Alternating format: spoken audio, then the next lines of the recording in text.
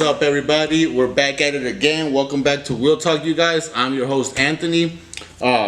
Today I have a special guest. I have a good friend of mine, my boy Joaquin, and his lady. ¿Cómo está, señora? How you doing? Habla inglés, ¿verdad? Un poquito. Poquito? Okay. So we're gonna be doing today this session in English, right? But I got my boy Joaquin right here. He's gonna share a little bit about his story, and we're gonna get into his background and how he got involved in sports, and just a little bit more about his disability and the struggles that he went through as a kid, and where he's at today in life. All right. So Joaquin, we're gonna start off with your name. What is your level of injury or your disability, and how long have you been in the wheelchair? Well, my level of injury is I'm post-polio, bilateral legs, both of them. Okay. And so now that I'm older, now it's the post-polio syndrome. Okay. So as you get older, you get weaker. Okay. And when I started using my chair was like in the 70s, 76, 77. That's where I started. When I started doing sports, that's when I started using the wheelchair. Yes. How old were you when you got polio? I was 2 years old. 2 years old? Yes. And where are you from right now? Or where are you from originally? Mexicali. Mexicali? Yeah, no, but I was raised in TJ, Tijuana. Okay, right next to San Diego. Yeah. Oh yeah. And that's how you learned your English? Yes, because we have a bunch of relatives, primos, and all that. Okay, so real quick, you guys, I'm going to give you a little get down how I know Joaquin. Like I told you guys before, I've played wheelchair basketball, not for an actual team, but when I would go play with these guys, it was just to go play, scrimmage, and just, play around.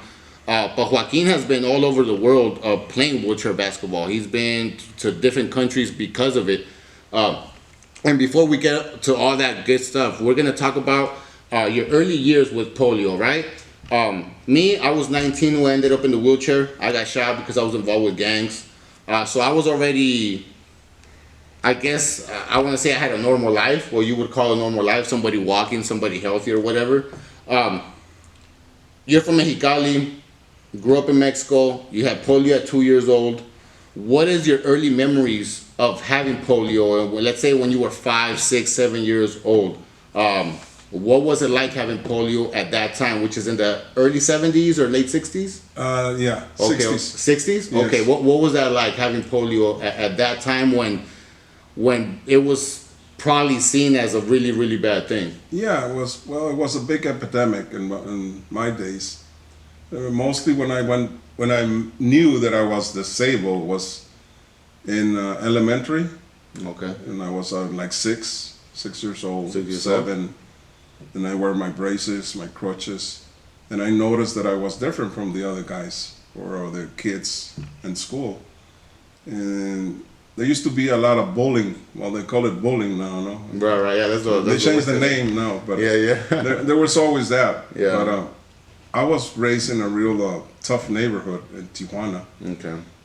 Colonia Libertad. Okay. So ahí tenías que hacerte fuerte, no era sugar coated. Yeah. So te tenías que hacer hombre rápido. Had some tough skin. Sí. Ya después que pues creabas respeto. Ya después de que ya te habías peleado 2, 3 veces, ya sabían que eras malo.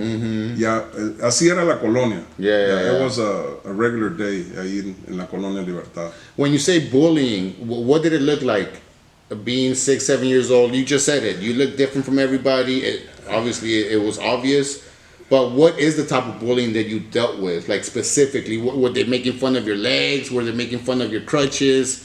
Like what would they really focus on when it came to bullying you? They were making fun of everything because they were the bigger guys, the bigger kids. Okay. You were 6, these guys were 8 or 10. So they were older. They're always picking on everybody. Okay. So on me, it wasn't no exception. Yeah. So, but then I had my primos, real good buddies for me, and we were in the same school. Okay. So they put them back you up. No, they put them in line right away. So, Okay. pero when I went to Mexico City, that's when I realized that it wasn't no big deal being disabled. Before I used to get all cranked up and enojado, and I wanted to fight. If somebody called me, hey, chueco or whatever. But then when I went to school in Mexico, and then you see a bunch of group like 40, 50 people and they have the same disability, it's no big deal. That's when I learned that it's okay being a little different. Okay. So in Mexico City, polio was like already a big thing? Yeah, because all of them, there were polios. There were no spinal injury. I think there was just one amputee. There was nobody from having a car accident, from... no. No, it was No. just because of the... Yes. It's a virus, no? Polio is It like was a virus? it was a virus in the 50s. It was worldwide. Damn. And even girls, females, and boys, because we had a girls teams, they were all polios. Wow. And they used to it was like a close environment. They used to get married or they have no girlfriends with disabilities. They didn't want to go out and have a regular girl. Right. Or the girls Healthy are or regular whatever. guys, It was something close, like a family. Like a little subculture of Yes. disabled people. Yes. But I realized that it was okay. Then I started playing ball with them, and they teach me a lot. And once they even picked me as a leader because these guys weren't that smart.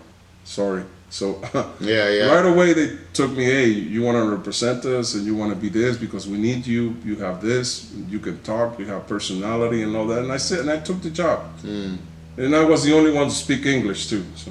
Oh, okay. So give you an advantage. Yes. So as we travel, I was in charge of everything. So And so getting around, so let's say when you were young, getting around, did you always have crutches? Were you like, I've met so many people that don't have certain equipment to get around with their disability, right? So when it came down to like your crutches, did somebody have to give them to you? Did you find them? Did you make your own? Like, was it hard getting around in your community? Because I know certain places in me, sometimes I don't go to Mexico because it's hard to get around in the chair. There's certain places that you're going to be stuck. I need somebody to push me or whatever.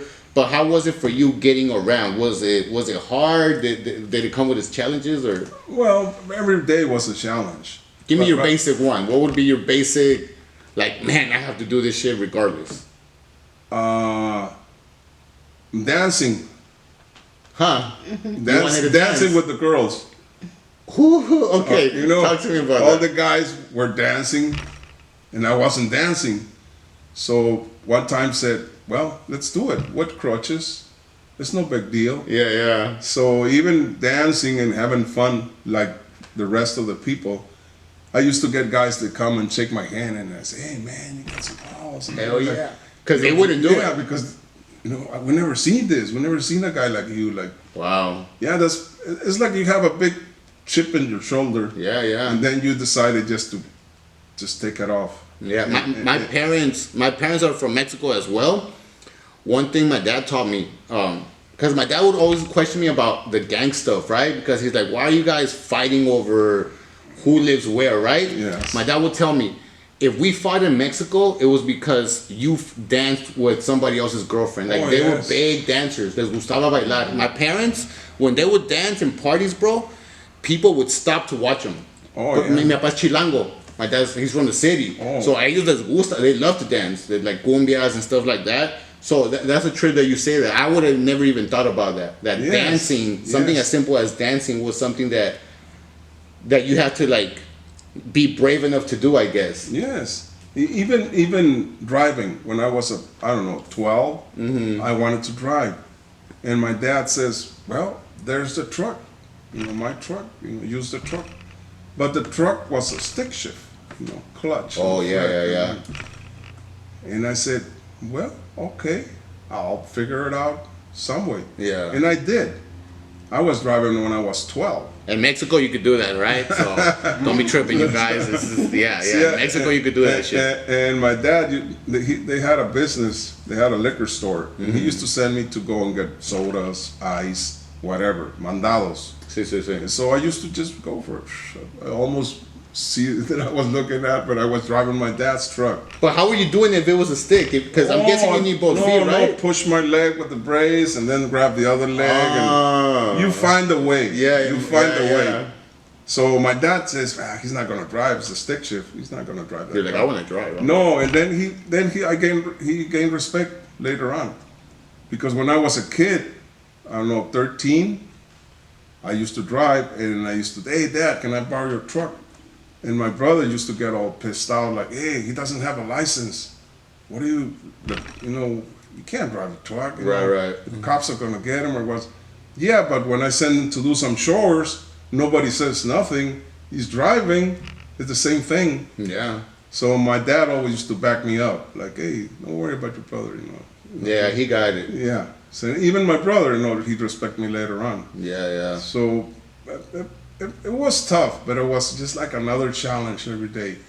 Another obstacle. You get an obstacle, you just go around it. You don't just find a way for it, I guess. Yes. And you know what? Let's say even dancing, going back to the topic of dancing, even people that are walking are shy about dancing. Yes. Like, it doesn't even matter if you're walking or not. Like, there's a lot of people. Last time, bro, we went to a quinceañera. It was weird, man. It was the weirdest quinceañera. We saw all the guys dancing with each other, but they weren't dancing with girls, bro. Damn. And I don't know what was going on. We don't care if they're gay, whether they are or not. I know they're not, but it was like the funniest thing because they didn't have the courage to go up to a girl and like, hey, you want to dance? And then girls were dancing with girls? Yes. Oh, okay. I didn't even understand what was going on, bro. But it's my point. It was more like the comfortability of even wanting to dance and having that confidence, right? Of course. Now, when you bring up your dad, when this happened to me, Joaquin, I was 19, and my dad built the house so handicap accessible, it's crazy. He in the backyard, I remember it was dirt, it was all concrete. They put a ramp, they fixed the bathroom. I didn't have to worry about those things when I went home, You bringing up your dad, and from how you're making it sound, how he would just go do it. Yeah. Fuck it. Yeah. All right, let's see what you do. What was that relationship like? What was your dad teaching you about yourself while you're dealing with your disability? Because I could tell he was involved. Oh yes. Right. He was. What was that? What were your parents struggling with watching you having polio and having this condition? Because, it's, you want your kids to be healthy, right? Yes, and fully healthy, whatever. yes. But them having to see you like this, different times when this polio is not really understood completely, how were they helping you or encouraging you? No, they'll help me all the way, always. Just being a man when you were a kid, right in the colonia, like when I used to fight or I used to come in crying, and he used to say, you know what, you come crying here, I'm gonna make you cry more. That's a Mexican thing. So you better toughen up. You better toughen up, or I don't care about your if you're crying, yeah. So that builds up some character, and he helped me great always. Even when I started playing wheelchair basketball in Mexico City, they used to go and see me at the nationals. They used to travel. They were like their own vacation, but they used to go and see me play. Because when I was a kid, I was a real bad boy. Fast cars. Yeah. Fast PJ girls. lifestyle. Yeah. PJ lifestyle, if you know what that means. Money, easy money, and all that. Yeah. So when I changed my life was when I went to Mexico, when I went to school and start playing the sport. That changes everything. Man. Yeah, sports has been like everything for me. But you have to have the passion. Yeah. If you don't have the passion, when you play in another country and they play your Mexican national anthem, it's pretty good. It's special. It's pretty special, cool, man. That's what's up. Or some big shot from royalty put a medal on you. Yeah. So that's real good. So your dad got to experience that with you? Yes. He Yeah. used to go to the nationals every year in Mexico City, mom and dad. And how did you in Mexico? My parents told me they grew up poor. They grew up. Yeah. My dad had to work early in the morning, 3 or 4 in the morning, and Yes. and work until 6 in the afternoon. How were you guys surviving at that time? You know what? We did real good. My dad had a real good job, and my mom had a real good job. But they were hard workers. They were hard workers. They were always working. Is it expensive to have a disability in a country like Mexico and stuff like that? Is it? Well, yes, in Mexico City down south, but here in the border in TJ, they used to bring me here in Children's Hospital right here. So they had a program from when some rich people in TJ, they used to bring us over here.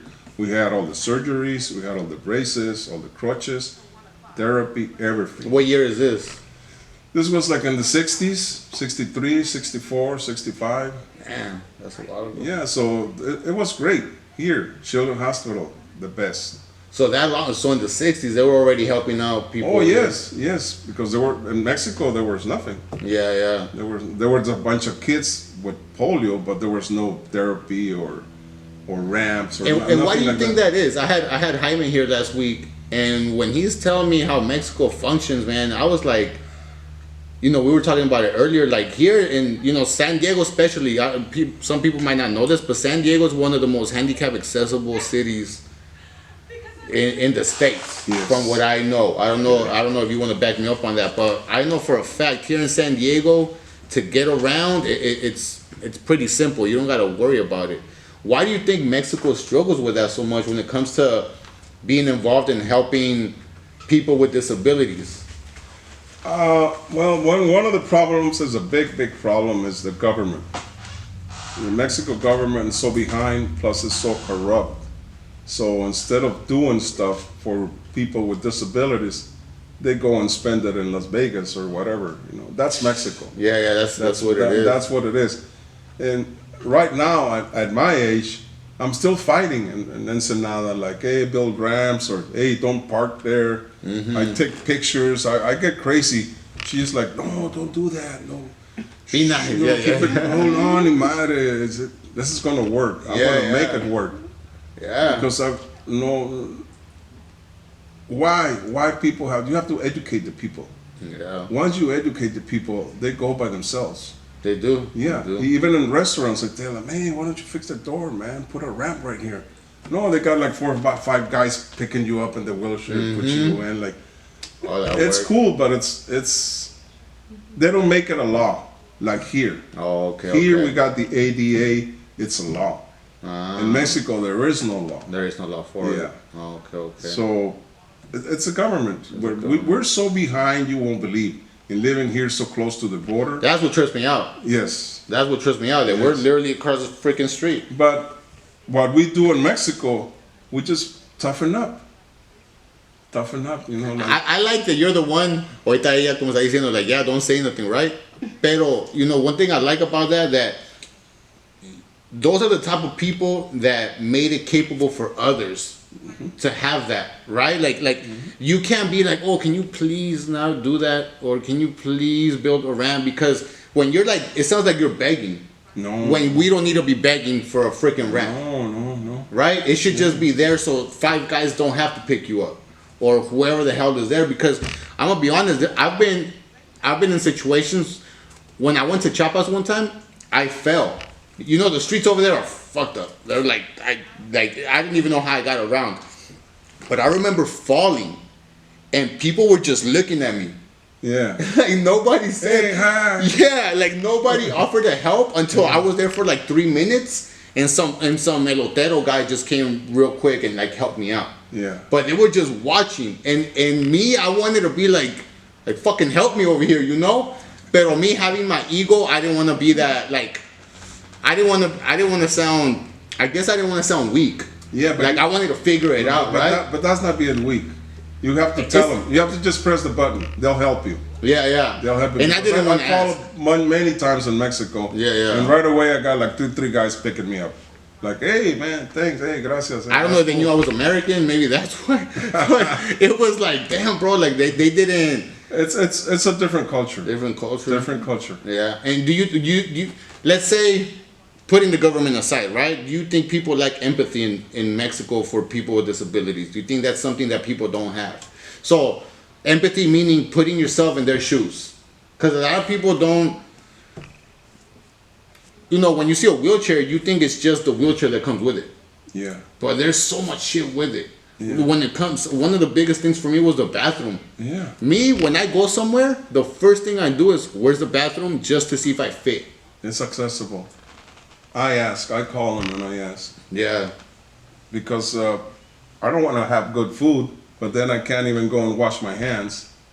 So I always ask them in Ensenada, like, hey, is it accessible? Yeah. And they're like, what? Accessible? What They don't even know the word. Is this a dish or what? No, bro. Can I go in the bathroom, cabron? And like, yeah. And I don't care. I just ask them, but that for me is like taking them to school, educate them, like Yeah. showing them what it is. Why? Because I was here, I don't know, almost 40 years in San Diego. Man. Here in San Diego, you got it so made that you won't believe. Yeah, like that's why I think I'm that shocked when I hear these stories. Yes. Because I'm spoiled. Yes. I didn't have San to. Diego, yeah. I didn't have to worry about a wheelchair. I didn't have to worry about Yes. insurance. I still don't even know what kind of insurance I got. But all I know is that I can call the ambulance and they're not gonna charge me. Oh yes. That's all I know. Like I don't even know how the paperwork works. Nothing. It's just here you go. Yeah. Here's a freaking chair. Well, taxpayers.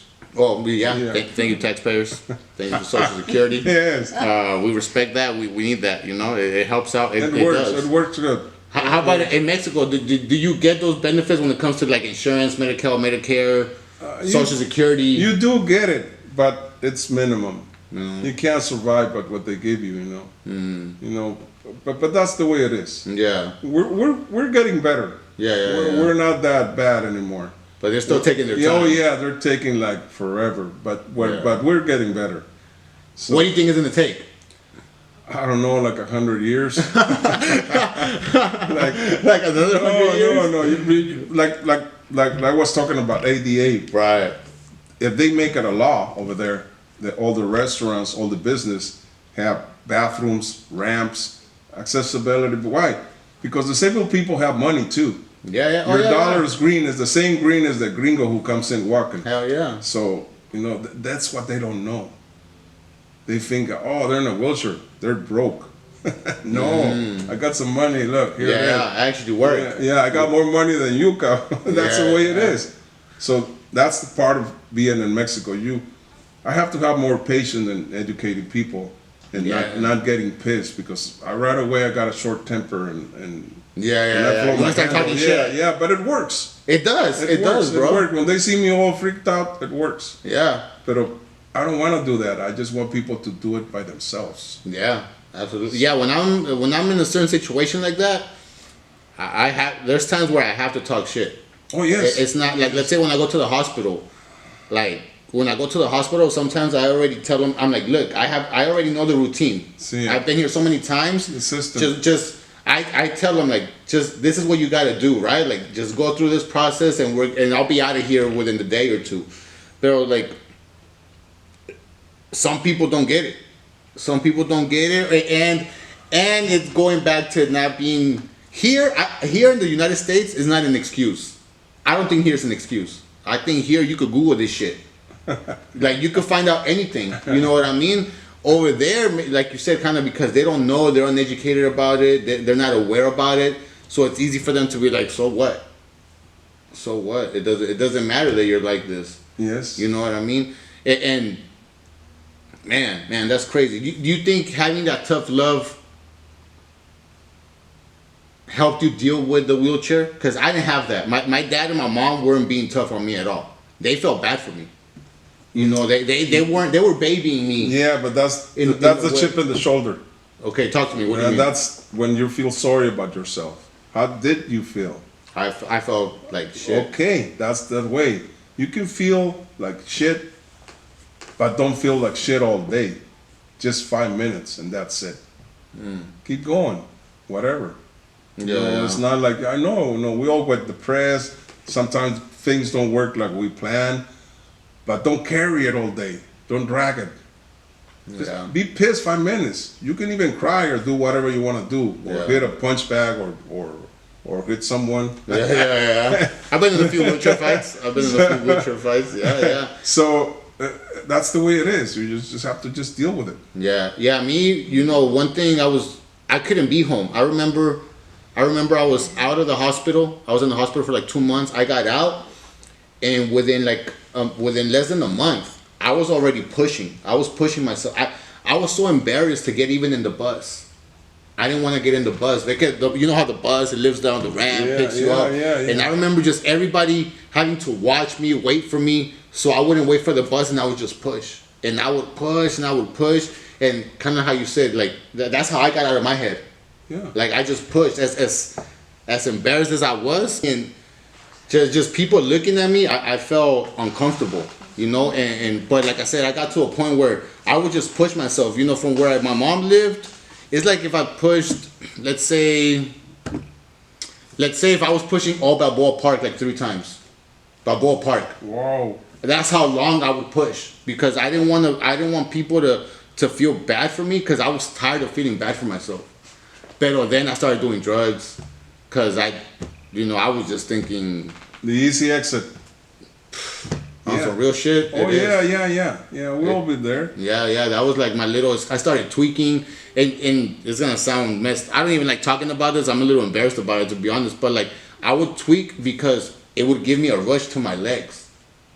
It Yeah. felt like I was gonna fucking get up. But the next day you were the same. You were in a wheelchair. And I was coming down feeling like shit. That's what I'm saying. It was just for a little while. Yeah, It wasn't like I'm gonna do it and I'm gonna feel great forever. yeah. So that doesn't work. It doesn't, No. and it messes up your body more. Oh yeah, I mean, of it's course. everybody. You're already in a wheelchair. Why get some more stuff on Get you? more messed up. Yeah.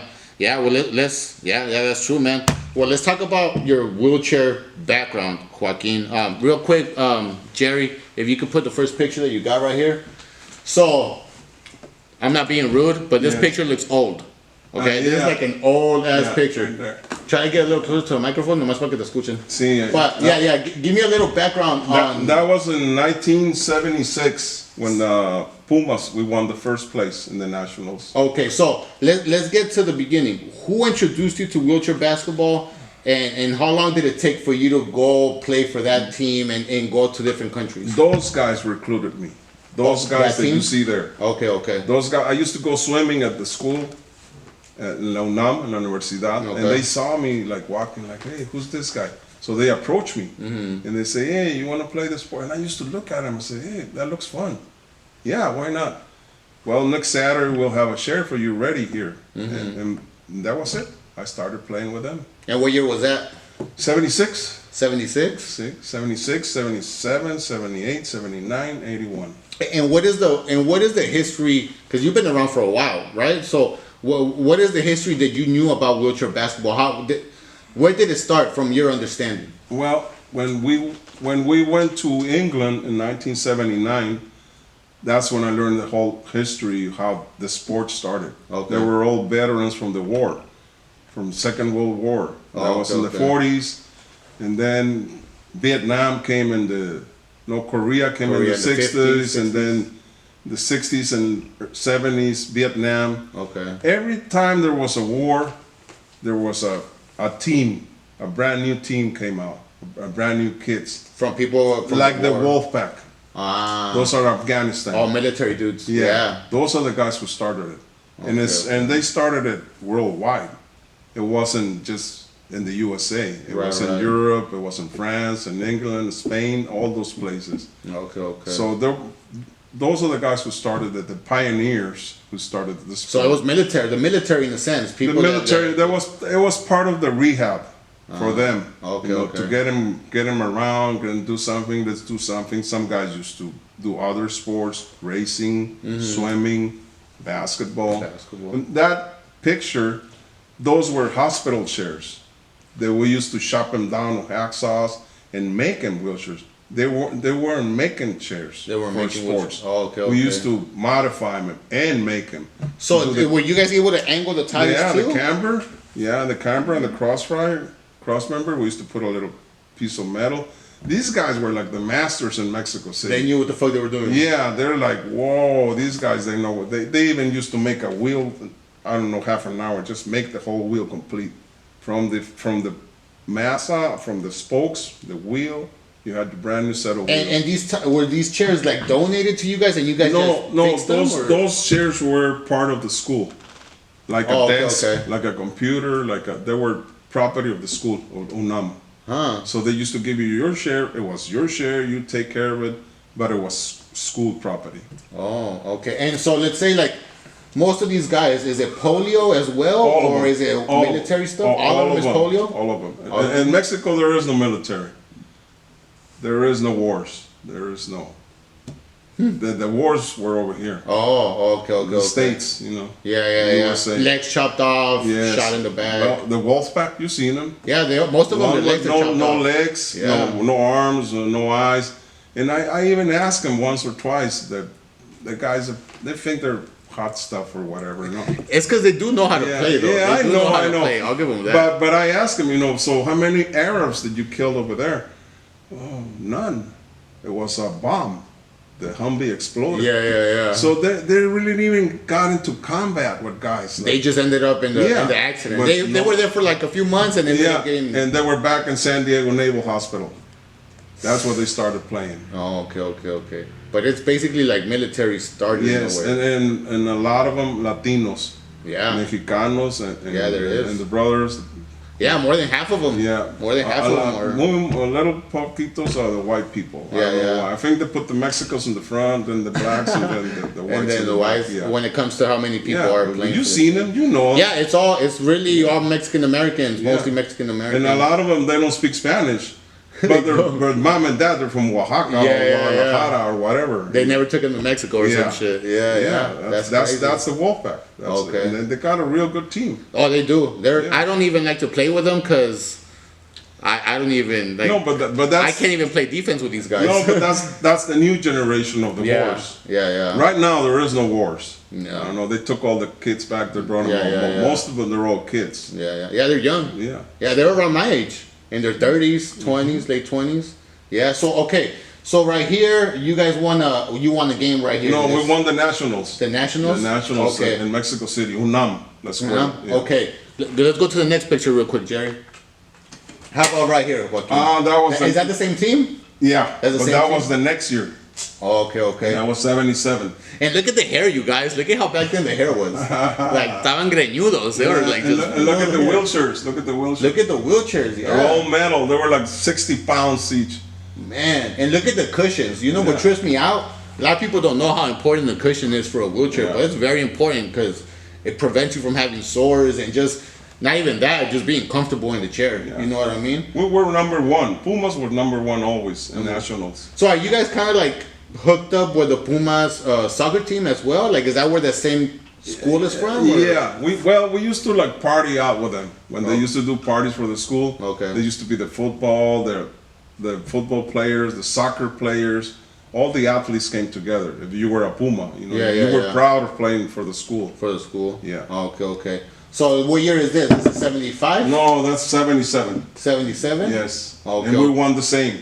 First place in the national. And right there, so you guys are competing against other teams from Mexico? Yeah, from different states. From different states? Yeah. Okay. From all the states, even from Mexico City, they had a bunch of teams.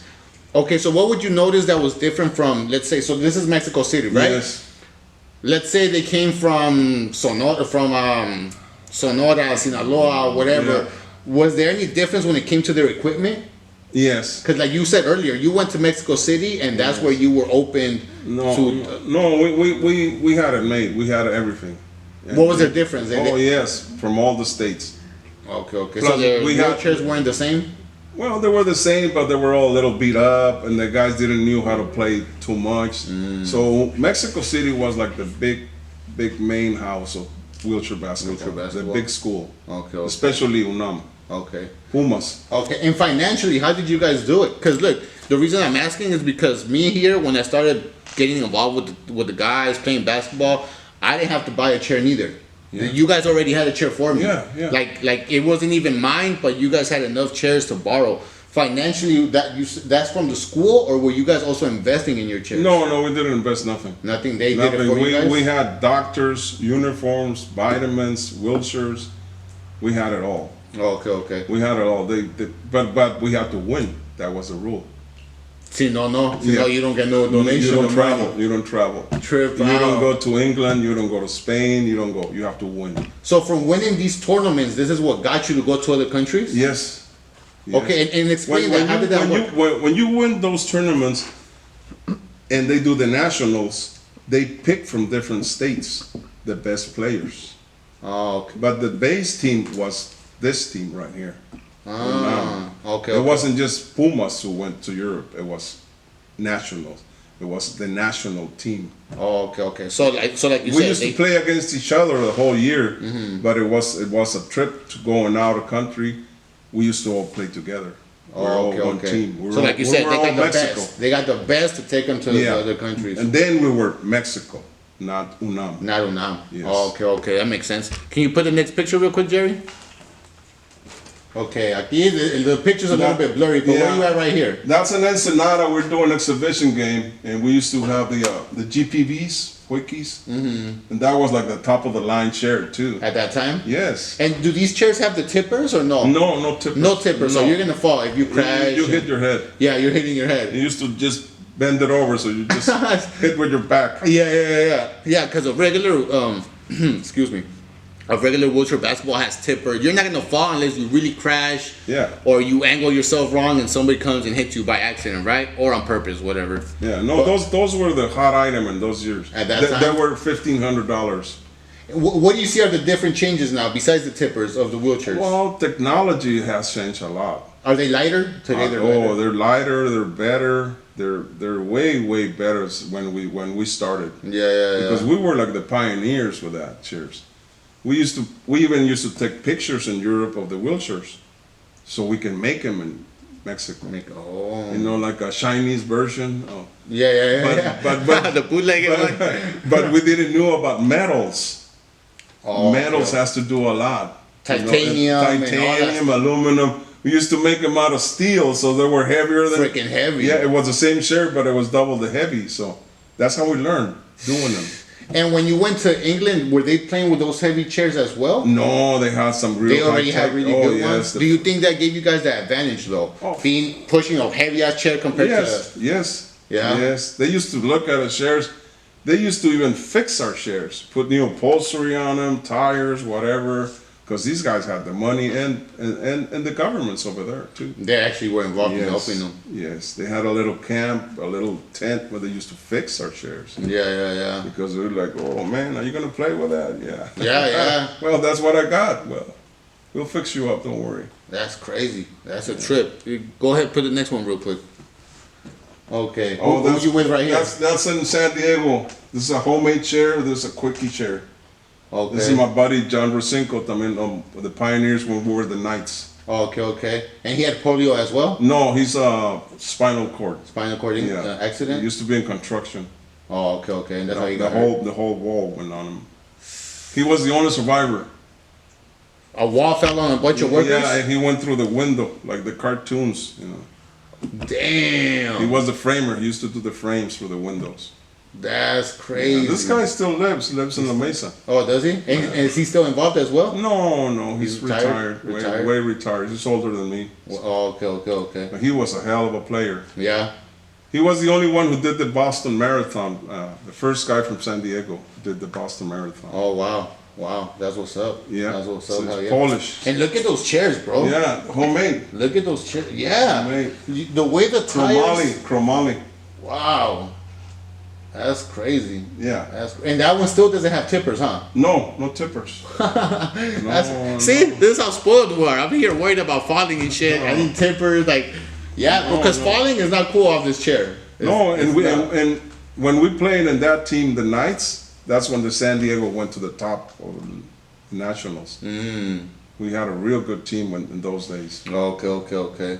That's crazy. Go to the next one. I want to see the one from Mexico. Yeah. Okay, so right here. Right here, you look like you're a coach. Yes. Yeah. You're coaching? Yeah, no, psychologist. That's what they call 'em. That's what they call me? That's Puerto Rico. There's Herm right there. Herm? Yeah, Gillo. Yeah. Man, Yeah, and right we there. came in first place that time. And this is already when you guys are traveling then, right? Yes. So how does that work? So when you guys go from country to country, that's because you won in this country and you go to another one, or it's just part of? No.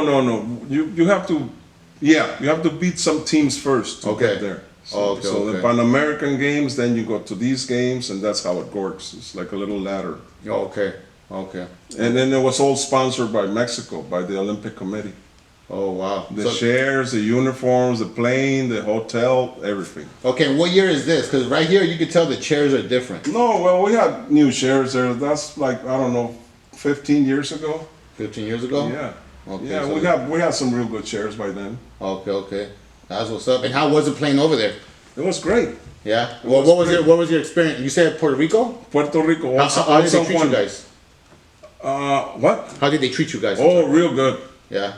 Even if we beat them up, they beat us. they treat us real good. Yeah. And getting around, let's say getting. I remember the first time I went to Chiapas, the hotels I couldn't even shower. I had to shower in my bed. Yeah. Right, because the bathrooms are like this big, the doors. Right. When it comes to getting around in different countries, what was like the struggle with it? No, Puerto Rico was real accessible. It was accessible. Yeah, it's from the USA. Puerto Rico is. Right. Okay. So the hotel, we had a real nice hotel. We had a bus. We even had some motorcycle guys taking us to the game every day. It was real good. Man. It was And, really good. okay, so you're from Mexico, right? You were raised in Mexicali, TJ, all that area. Before you traveled, you didn't travel nowhere else. It was just you were just in Mexico, maybe here in San Diego. But before that, did you ever go out of state, out of the country? No, Never. no. So this opened that for you. Yeah, going to Mexico City, going to the school. That's where when I went to school, that's when I learned. That's when I got introduced to the sport. What was the first country that you went to that you were like, wow, I'm actually here? England.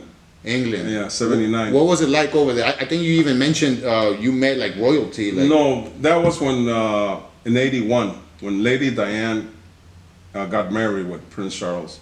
that's the year that you guys went? Yes, we went twice. The first time we came in first place. When we won the second time, we came in third place because they bring all the big hitters, the big teams. Yeah. It was a big deal because Lady Diana was getting married, so. So they're trying to represent their country. Oh, yes, but it was real good. Man. Real nice people. What stood out to you culture-wise? Oh, real nice. But they think that we in Mexico that we have a horse. Oh, they still think you guys are on horses Yeah, and we shit? have a horse. You have a horse in Mexico? I said, no, man, I got a car. No, yeah. Horses are expensive, you guys. No, yeah, you got a sombrero? No, we don't use sombreros. Come on, man. Then I took some postcards and I showed them Mexico City, the subway, the cities, and they were like amazed. They were like, oh, damn, we had a different type of story of Mexico, yeah. What else? How about the food? The food was great. It was good? It wasn't no Mexico, but it was good. You know, a lot Mexican food is the best. You guys. I'm sorry. We even took some chiles. We smuggled them because you can't bring vegetables or whatever. So you wouldn't bring a bunch of serranos so we can eat serranos over there. Dude, this is funny as fuck. Okay, my parents, when we would go to Burger King, that's what they would do. They'll wrap some serrano, some chiles in a napkin, pull them out, and I'm gonna be honest, bro. As a kid, I'm embarrassed. Like, what are you doing? Like, is this how serious it is that you gotta take some chiles because the food is not spicy, bro? Yes. But that's a Mexican thing, man. That's how. Every day the coach used to come each one and give us one. Give you a chile. And then sometimes there were a Japanese guy in front of me and says, "Oh, Like wasabi, fool. no." I said, "Let me try it." And I said, "No, bro, it's hot." Pica. Oh no, okay, here it is. Oh man, you should have seen the turn black, blue, and white. Yeah. I told you, man, it's not a pepper like you eat over there. Yeah, that's crazy. Yeah, because one day you were in with some Polish guy in front, next day a French guy. It was different. Yeah. It was. And how about when it came to understanding each other language-wise? Like, but were your English already decent by then? Yeah. Most people is speak English over there. Okay, but let's say for the people that didn't speak English, that their English wasn't that good. Like, There was a guy, a Japanese coach. They had like a little translator, like a little computer, and he used to type any language, and we used to talk with that, like everybody, like. what? Yes. That's crazy. Not like having a cell phone, huh? Like, here, translate this shit for me. It was like a little tablet. Japanese guys. Damn. Yeah, and Japanese people are real proud because when we beat them, the coach didn't want to shake their hand to our coach. What? And then after we beat him and we went to sleep, they put him to train again after the game. Because they lost. Because they lost. Wow. Hey, bro, these guys like the samurais, which they used to kill themselves if they lost at a war. Harakiri. Yeah. But the next day, the coach was cool. He sent us some bunch of Cokes and ice and at the camp, and he just waved and he like, So he was Yeah, proud, basically proud. too proud. Yeah, that he could even. Yeah, that he lost. Yeah, you guys lost. Get Yeah. back to the freaking court. Yeah, no, he lost against Mexico. That was the. You think that's what it was? Yeah. So, because it was Mexico, you think? Yeah. Yes. And- The guys with the caballo and the sombrero. They're the ones that beat the samurais over here. Fucking advanced civilization over here got beaten by the horses. Yeah. That's crazy. What other country did you see that from? That they had that type of ego, I guess. Just those guys. Just those Japanese, guys? Yeah. Everybody else treated No, you guys everybody good? real cool. The French, the British people, real nice. Did they take you guys out like to look around, Yes, sightseeing? yes, they took us to the beach in Bristol, England. I don't even know where the fuck that's at. Well, Is it pretty? There's a beach, yeah. Okay, In front, you can see France. In front. Oh, okay. Just okay. cross the channel and you're in France right there. And how about getting around accessibility? Beautiful. The buses, the ramps, the streets. They don't even have sidewalks. It's like the same, the street and the sidewalk, all the same. What? Yeah, That's when not- you're like paying in a store, they call you up like, hey, over here. The people, no, you don't make a line. You're an athlete. Come on over here. And you're like, oh, okay. Not like here, no, or in Mexico, yeah. Yeah, Like, the hey, go back to the line, man. Yeah. You ain't special. Sit your ass over there. That's crazy. Yeah, that's a trip. Yeah, It was. I've always wanted to go to Italy. I know it's not England, but No, Italy is fine. Go. Italy. Have you been there too? Yes. Yeah. Was it hard getting around? No. No? Well, only if we want to go to the old chapels or it's all pebbles and Yeah. It is hard for a wheelchair. Yeah. It's all countries are like that, but Yeah, that's my only issue, like getting around. I yeah, want to but go to. don't think about it. Just go. I know I overthink it. I do. Yeah. When I Yeah. went to Chiapas, I was like, it's gonna be fucked up over there. Just getting. Honestly, the first thing I said, I'm like, I'm not gonna fit in the bathroom. Y lo primerito, the first thing I see, I'm like, this freaking bathroom, I can't get around. No, but there's hotels that you call them with time, and they Yeah. got accessible rooms. Rooms now, yeah, they should by now, huh? They don't have a lot, but they have them. Yeah. Okay. Yeah, So that's all cool. these guys. So like for example, Herm, I'm gonna have him hopefully pretty soon. He's born here, right? Herm's from here, or is he from Mexico? No, he's from over here, San Jose. Up here, San Jose? Oh, okay. Yeah. So he's from California. Yes. So how did you get him to play in the Mexico team? How did that work? Well, I played with him here. He used to play with Coach Grant. Yeah. And then I told him, I told Manny too, and you know what? We're going to the Nationals in Mexico. You want to go with us? You can play with us because there's a rule there. If you're a Mexican or your dad was Mexican, you can play with the Mexican Oh, team. nice. That's what's up. That's how I got him started. Okay, that's how he was able to play with you Yes, guys then. yes. Okay. And they love him over there. He's a real nice guy. And he knows how to play. Oh yeah. He's But I really- met him when they didn't play. When he sucked? He sucked. He sucked. Well, he didn't know what But the fuck not he was doing. anymore. Now he's a top Oh, no. player. He's They badass. won the Nationals, their team. Yeah. The Golden State. Yeah, he's badass. When I play with you, when I scrimmage with him, I try to go toe to toe with him because I know he's good. Oh, yeah. And he surpasses me like nothing. Oh, like, no, yeah. I'm here trying to be defense, but No, he he's- does 3-pointers and shit. And No, when I met him, he started from zero. He used to play with Coach Grant. Coach Grant, shout out to Coach Grant. In case you guys see this, you guys know Coach. I love that guy, man. Coach Grant. Yeah. I think his daughter. What did his daughter have? Yeah. She's She had a disability. Yeah, I can't remember what it was, but that's how he got involved. He started playing. He started getting involved because his daughter got involved, and he's an awesome coach, man. And not just because he's a good coach. I remember back then when I was like on heavy drugs, I was breaking my chairs all the time. Something was wrong with them because I'm doing things you're not supposed to do with chairs. I'm falling off the stairs and stuff like that. And every time I called him to fix my chair, bro, he fixed it. like, no, Anthony, come over here. I got you. And he would have a garage full of extras. He had so many Oh, spare at his bodies. house. At his Yes. house, yeah. He could build 20 chairs at his house right now if he really Yeah, wanted to. Yes. But every time, man, he fixed my chair, not complained. Bro, just an awesome guy, man.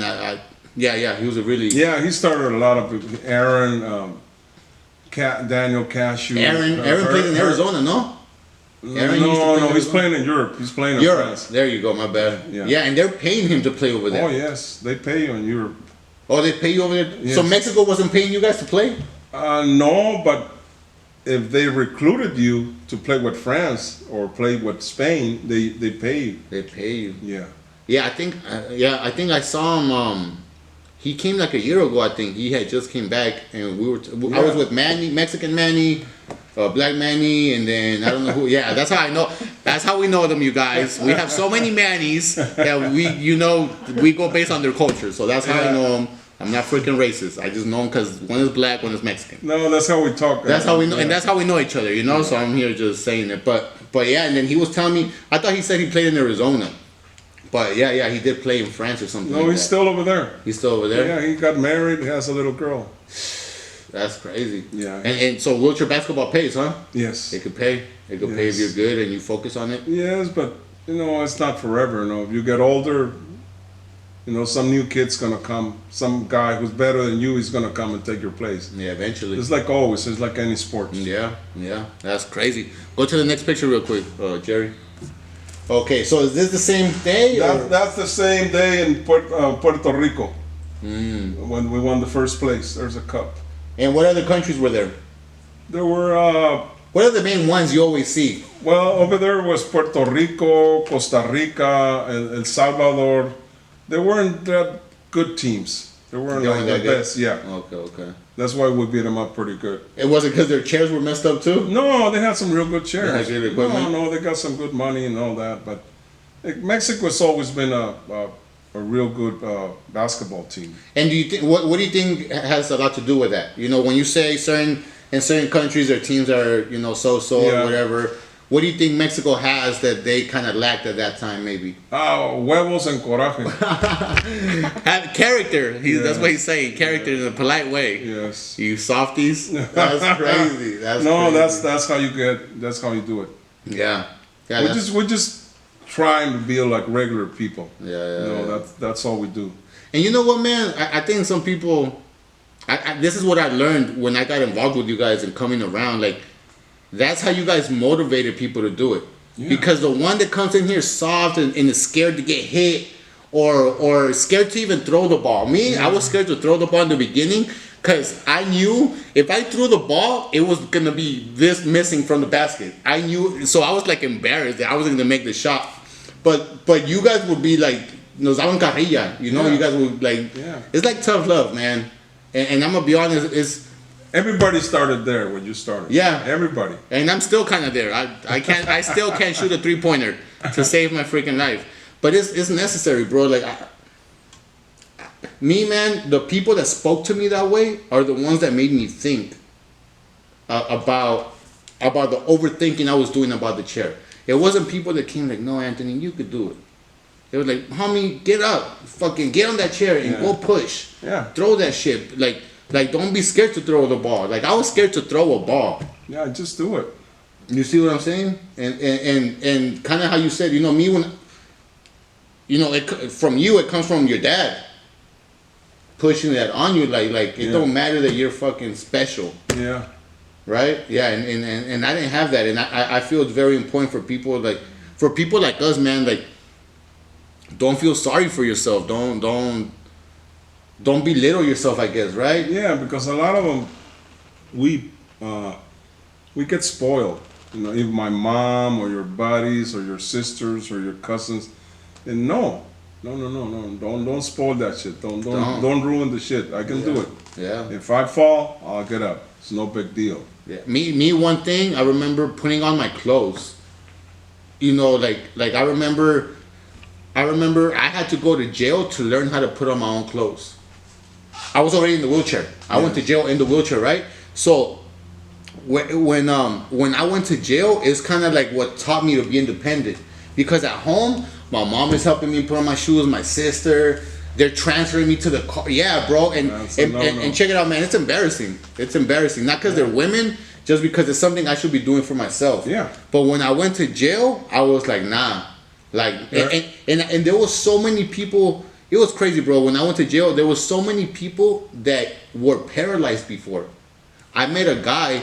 He was like an old gang member, but he got shot when he was young, and it took him like 20 years to walk.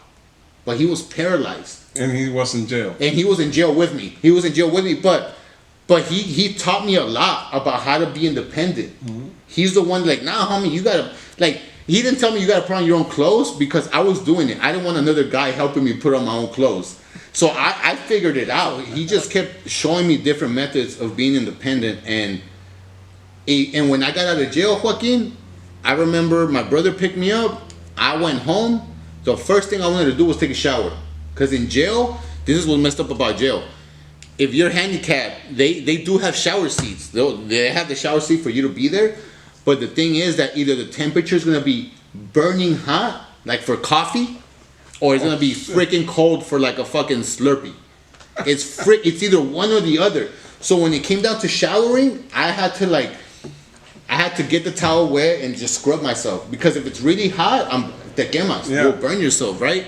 So when I got out of jail, I went home, and my mom right away was like, "Here, let me help you transfer to the shower." I'm like, "I got this." She's like, "What do you mean?" I'm like, "I got this." I was in jail for like 5 months. Yeah, like 5 months. And she's like, "Let me show you." So I'm like, "Let me show you." I transferred, I take off my own clothes, and she's like, "What the fuck?" And I was barely in the chair. I was going for a year, because I got locked. I ended up in the injury in May 26, 2010. I got out the rehab July 1st. I went to jail on December 30th, and I got out April 20 something. The end of April. And that whole time, those 5 months in jail, that's how I became independent. Yeah. It wasn't because I was at home. You toughen up. I had to, and it wasn't because of jail stuff. It was just like I didn't want no other guy helping me, man. And I'm gonna say this too: the guards don't give a fuck about you. They don't care if you're handicapped. I met so many people there. They were already gonna die from cancer. They were diabetics. Their legs were already chopped off. I met a guy that was paralyzed from his neck down. Y ese vato, he would walk upstairs, but he couldn't feel his legs. He would grab onto the bars and climb like this.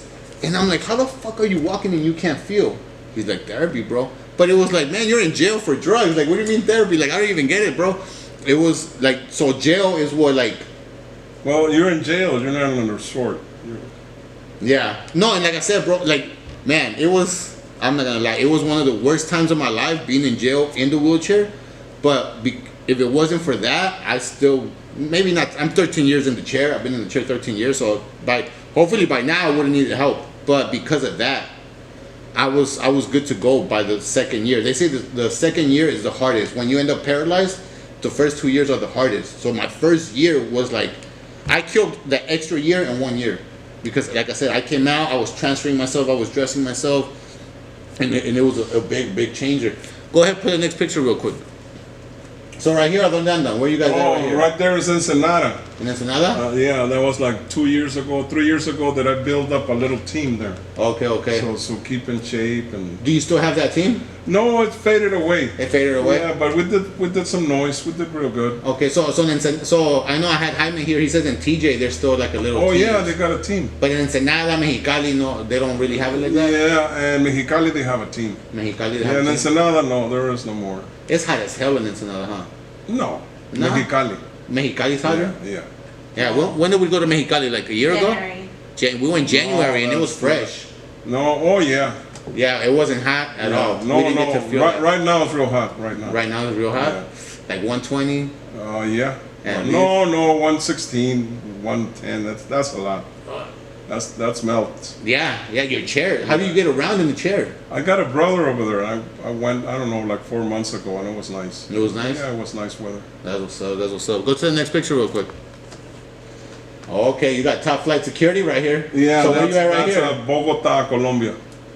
What was that like? That was real nice. That was the Copa America. We came in third place. We beat the Canadians. It was real nice. It was real good. Man. Yeah, I had those guys 24 hours. For real? Yeah. But why though? Like you guys get kidnapped or some shit? No, that's the security over there. That's the security. Automatic. Yeah, they don't have cops. They have these kids. And they were kids, like 18 or something. Yeah, they look young. Yeah, but they were tough as fuck. They were like, whatever you need. Anywhere you go, they escort you. Yes. Okay. To the room, to the hotel, to the dining room, all day. Man. That was real nice. Colombia's beautiful. Man, I would want to go there. Bogota. Go see Pablo Escobar's grave or some shit. Yeah. That's what I want to go see. I want to go see. No, the food, the coffee is the best coffee in the world. For real? Yes. Man, that's crazy. What else stood out to you? Because it's Colombia, right? So how much different from Mexico is it? Not that much? Well, besides the language. No, the language is the same. They don't need spicy food. They don't need salsas or chile or nothing. None of that stuff. They got a lot of natural stuff. Oh, okay, that's good. Oh yeah, the food is excellent. The food over there is good? Yeah. Yeah, I think they have the I saw a video, some lady on the Food Network or something. It wasn't the Food Network. It was some cooking thing, but yeah, they were doing like some plantains, no sé qué tanto. It looked good. It looked good. No, the food was excellent. So you said you guys played against Canada there? Yes. So you guys so how many countries do you guys play? Like, let's say in a tournament, how many countries? Well, I don't know. We played Colombia, we play Argentina, we play Puerto Rico, we play all the. We play USA. They beat us up. USA. Good. Yeah. Yeah, they. But when we came to the revenge, we beat up Canada. So we're gonna take it out on you guys. It was good. Third place is fine for playing that top of that level of teams. Yeah, how old are you right here, Joaquin? How old I'm there? This is ¿Cuántos años fue en el August 80, Colombia? 10 años? Yeah, como 10 years ago. 10 years ago? Yeah. Man, that's crazy. Yes. That's what's up. It was real nice. Yeah. Yeah. What country stood out to you the most? That, like, besides England, another country that you're like, man, this is how they live here, or this is what it's like here. You know. Did you ever go to Japan? No. No, you didn't get to go to Japan? No. Manny went to Japan. And you went to Japan? Yeah. Okay. No, but mostly England. Mostly England. Yeah, the people, the school, and some guys used to tell us, like, at the pubs when they were drunk, and how they speak the proper English over there. They don't say yeah, they say yes. The proper English they speak. They don't say yeah, they say yes. Yes. So they used to tell us, like, hey, how do you guys are doing without us? Because they were here, they invited the States, and I said, no, we're doing pretty good. Don't worry. Yes, we're good. Yes. Yeah, we're doing real good. Don't worry. You guys stay over here. That's crazy. When I was in high school, I took a Spanish class, right? This was fucking funny about it. I took a Spanish class thinking I'm gonna ace that shit. No. Like, it's easy. No. It's Spanish. I know Spanish. They know Spanish. But grammar? Bro, their Spanish was from Spain. Yes. So I remember I went to like a really white school, right? Yeah, bro. I'm like the only Mexican in that classroom. The only Mexican. And when they give me a sheet of paper to write down some stuff, I'm here looking at this shit. I'm like, what the fuck is this? Some white boy, he's like, hey, bro, how do you spell this? I'm like, bro, I don't even know what the fuck it says right here. And I know Spanish, but our Spanish is like not even half. No, and the grammar is different. It's very proper. I'm like, I don't even speak the Spanish. I'm like, my parents don't speak the Spanish, bro. I'm like, I F'd the class. I had an F in the Spanish class, bro. Fucking embarrassing. It was so embarrassing. It got so embarrassing, the kids stopped asking me for help. They're like, this guy doesn't even know the Spanish. Like, that's it. Like, we're not gonna put it out there. Okay. So you're right here in Colombia. What's the next picture? What you got? Oh no, that's me in the gym. That's you in the gym. Playing with the Sabres. So real quick, you guys, this is basically in the gym that I met Joaquin. This gym right here is in Balboa Park. Are they still playing in Balboa Park or no? No, They're not playing no more, huh? No. Yeah, that's where I started going to go meet these guys, man. And man, it was awesome. They would have tournaments here as well too. Yeah, that was a tournament. That was a tournament. Yeah. Yeah, other played like teams from LA, from where else? San Jose, Arizona, Long Beach. Yeah, Long Beach. Yeah, they would come here and have tournaments. We had a pretty good team here. You guys lost here all the time. Not always. Nah? No. Most of the time I was there, you guys lost. When we played with the Knights, the old team, we always used to win. LA plays good though. LA yes. teams, those guys are, and they're all ex-gang members, got shot, some shit like that. Yes. But they know how to play really well. Yeah, they got a bunch of new kids. They got a bunch of new generation. Plus now the chairs they're totally different. Oh yeah, absolutely. The technology is totally different, and like until the old days we have to modify them, weld them, and now they're like, they're beautiful. Yeah, they're special. They come measure you and everything. Yeah. They make it tailor made. Equipped for you. Mm-hmm. Yeah, equipped for you. That's crazy. So, How long from when you remember? How long were you playing basketball for? How long? How many years? Yeah, in Since total. 76. From 76 to Yeah. 20. Right now, you're retired right now, right? Yeah. So when you go, it's just a scrimmage. Yes. Just a scrimmage. So Yeah. you were playing from 76 to, let's say, 2020. Yes. So that's how long? Give me the math. Because I'm very bad at it if I do it off the top of my Like head. 45 years. 45 years. Yes. Playing wheelchair basketball. Yes. What do you think it was a difference that it made in your life? Playing sports, being involved in it. You know, let's say if you didn't play sports, what would you have been doing? Oh, I'll be dead by now. Yeah. No, it changes your whole life. I'm so glad for sports that it changes my whole the whole picture. You see the whole picture, Yeah. and because it's been good to me. Mexico was good to me. San Diego was good to me. Oh yeah. Now Ensenada is good to me. So Good to you. And you're retired. You live in Ensenada. You're yeah, chilling no, over I'm there. retired. I'm done. Hizo su casita. You made a house over there. and No, everything? that's her house. She has a Oh, house. so you moved in, huh? Yeah, you know, man. Yeah. That's why I got married. I needed somewhere to stay. They adopted me. They adopted you? Yeah. That's what's up. And how did you meet your wife, right? Yes. ¿Cómo la conoció? How you guys I meet? met her like, I don't know, 25 years ago, and where I used to work at the place where I used to make artificial legs. Okay. She came in to buy a chair, and that's how I met her. Okay. But that was 25 years ago, 30 years ago, and then like 5 years ago, 6 years ago, we met in the internet, on Facebook. And she says, "Do you remember me?" "Oh yeah, I remember you." "Oh yeah, I remember." That's crazy. And The that's internet. That's how it started. You know, like, "Hey, come and visit me." "Oh yeah, next week I'm there." Well, the rest is history. This is before Netflix, you guys. So he had to bring a VCR and shit so they could watch a movie. That's freaking crazy. And for you guys, I don't know if you guys could tell, but she's also in the wheelchair. Do you know the name of her condition? No, You wouldn't know what it She is? was born that way. She was born that way? Yes. Like what? Do you know the name of what it would be called? It again? has a medical name, but I just don't remember. Okay. So basically, she was born without legs. Yes. So she has no legs, right? Obviously, you can't tell because of the table, but yeah, she also has a disability. You know, I remember when I used to work with kids. I used to work with at-risk youth, right? Kids in juvenile hall, kids on probation. Most of the time, they were gang members.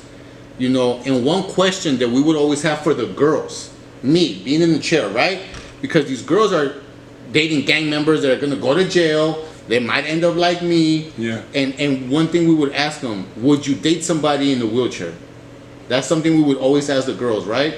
You know, what's it like, both of you having a disability and being in a relationship? Like, and the reason I ask is because when I got with my wife, when I got with my wife, you know, it's, to me, I remember I had to teach her what to expect. Because one of the first things, I'm gonna be so raw right now. One of the first things her aunts and cousins and all that shit, I'm gonna say it. They were asking, does his thing work? Yeah, it works fine. Give him a blue pill. That's it. Don't worry about it. But that was the awkwardness. I was like, I used to tell her, I'm like, hey, they're gonna ask you this shit. This is unavoidable. That's gonna be the questions for every guy in a wheelchair, and mostly females, not guys. Right. Females, they always have a like, wow, how does he do it? Yeah.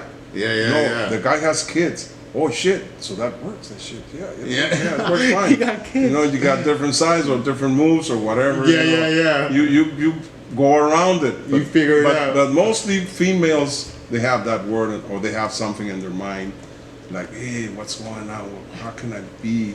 If it's gonna work, the guy with the wheelchair. Like she's all shy. Yeah, at nighttime, what's gonna happen at nighttime? No, it's gonna be the same shit. It's a regular guy, just a little different, but it's. And so yeah, my point to it, you know, because this is why I'm sharing this, right? Because she's not disabled, so she's gonna get this. She's gonna get the question. They're not gonna want to ask me. I'm new in the family. They're not gonna just be like, hey, does your dick work? It's not gonna work like that, right? Like they're not gonna do that. But that's what I was preparing her for that. I'm like, this is gonna happen. Yeah, they're gonna ask you. What was it like being in a relationship where you're both disabled? Like what? I guess I'm asking, what are the challenges, or is there any challenges? No challenges. It's No? beautiful. Same thing. It's beautiful. I think it's better. Speak. Okay, that's what I'm trying to get to Yes. speak on that. Why do you say that? Yeah, because we disabled people who are in a wheelchair, we develop tricks. We have to.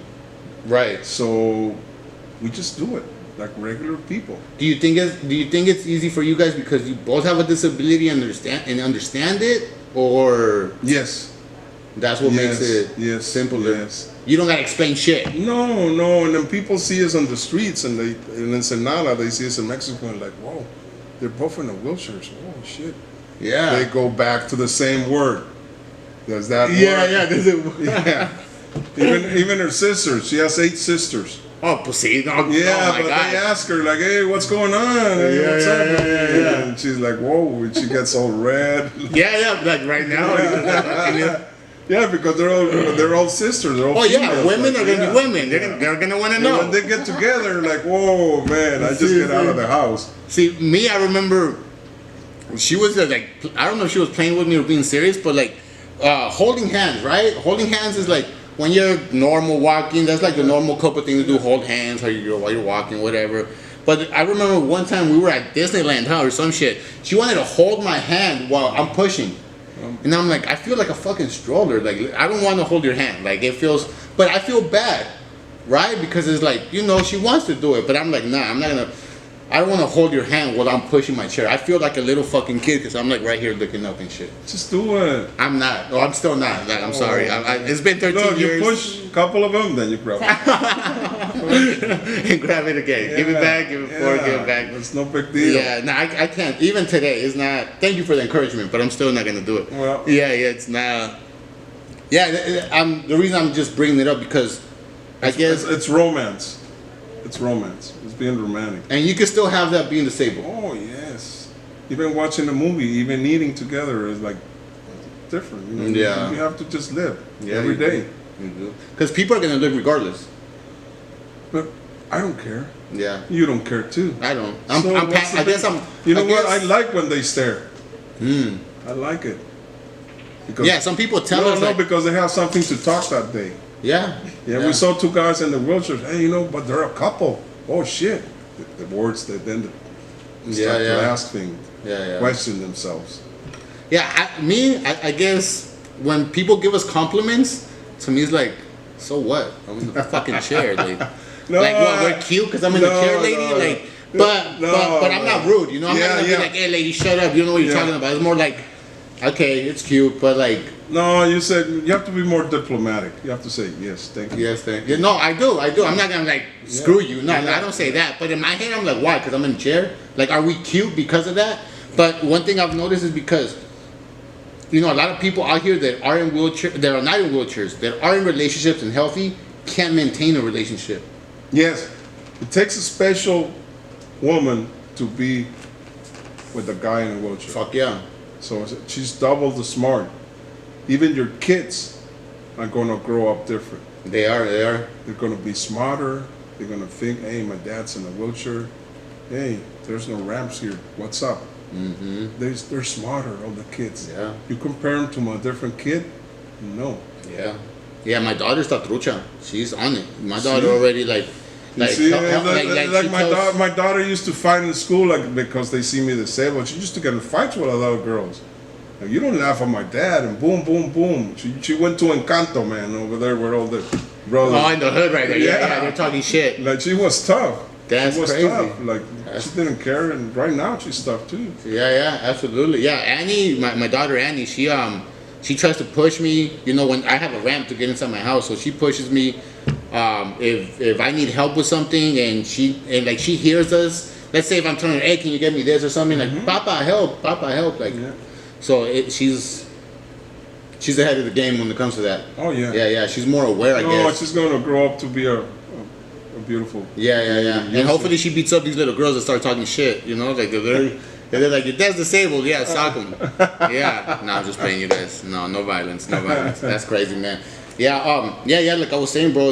I see people that are healthy and struggle with being in a relationship. And they're divorced. And they're overdone that shit, or they couldn't get along for a week, Yeah. or even, yeah, man. It trips me out. Like, I I have a lot of guy friends that come to my house and they be asking me like relationship questions, and when I look at them, I'm like, bro, you're like, I wish I could walk. That's how I see it. I look at them.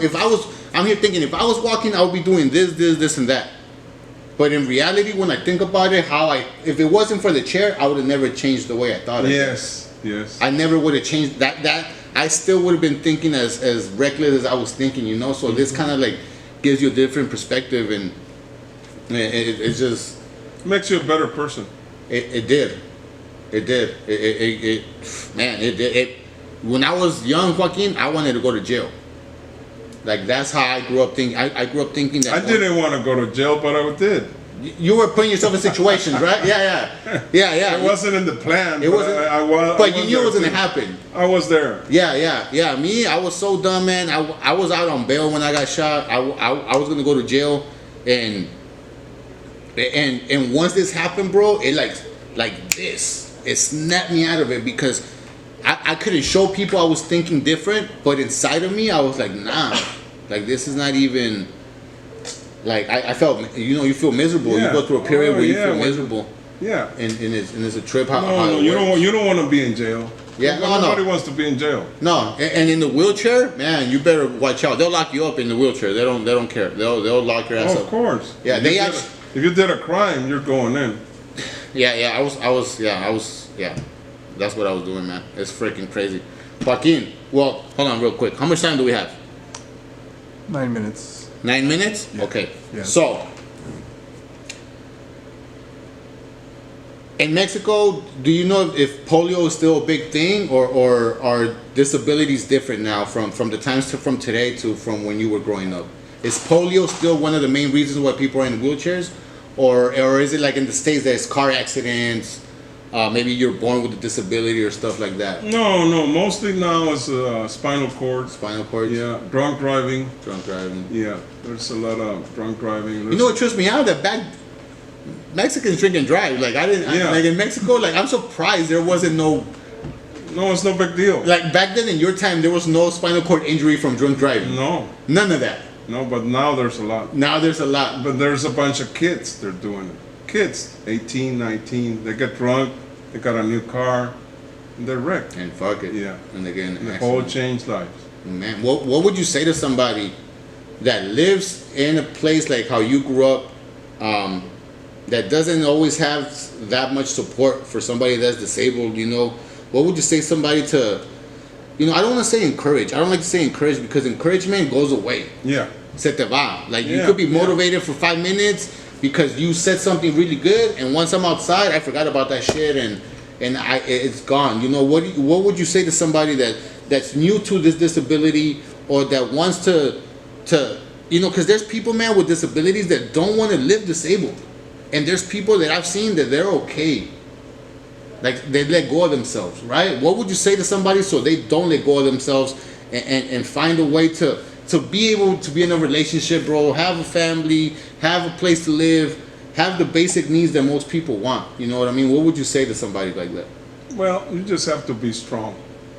Real strong, and then go your perspective where you're going. What do you think will build that strength? Well, having goals. Having goals, like I told you, aiming high. There's no limits. Man, yeah. Because a lot of people don't have a goal. They're just going about the day, huh? Oh yeah, they smoke a churro and then they go eat, and that's it. The next day, the same shit. So, Shit. no, That's no. crazy. Yeah, I didn't. Honestly, my goal has been the podcast. Starting Good. I worked with kids for like 10 years, and that wasn't my goal, man. I didn't even want to work with the kids, but for some weird reason, I was good at it, and then that's kind of how this came about. I had 5 kids that got shot in 2022, and all of them ended up paralyzed. And one thing they would tell me was like, "Hey, bro, what's the point? Like, what's the point of living?" And these are kids, bro. They're 16, 18. Yeah. And then when They're gonna get shot again. if they keep going, I remember telling them, "Hey, bro, if you want to keep going and go to jail in the chair, bro, you're gonna find out how tough you are, bro." Yeah. I'm like, they're saying, like, I found out, like, obviously once you're in jail, you can't get out. You're forced to be in there, bro. But it ain't some place you want to be at, especially disabled, bro. I remember I had my first bladder infection. I was pissing blood from my catheter. Yeah. I was pissing blood, bro. I grew. Yeah, man. Just down there, it did not look healthy, bro. It was very bad, man. So Because you were new. no, and besides that, bro, they don't give you gloves in jail. I use You use catheters? No. No? Polio.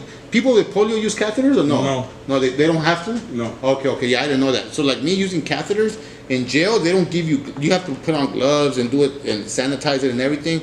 They would give me no gloves, nothing. So I would put in the tube with my hands dirty and like within a day, I'm here like pissing blood, bro. Yeah, you got an infection. It got an infection and yeah, man, those things really,